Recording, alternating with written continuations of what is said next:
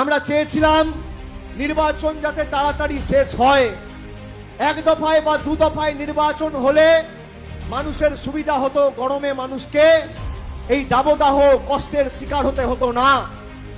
2021-এর বিধানসভা নির্বাচনে এই বাংলা বিরোধী, দার্জিলিং বিরোধী বিজেপি বাংলার মানুষকে মৃত্যু মুখে ঠেলে দিয়ে কোভিডের সময় 8 দফায় নির্বাচন করেছিল।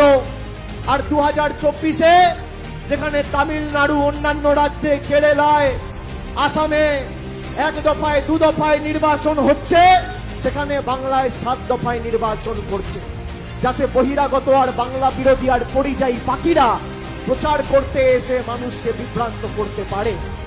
আমি আপনাদের বলবো, যতবার বিজেপির বহিরাগত নেতা আসবে, এক একটা বিধানসভায় এদের 5,000 করে ভোট কমবে। যদি বিজেপির পরিযায়ী পাখিরা 4টে সভা করে এক একটা বিধানসভা থেকে 20,000 করে ভোট কমবে।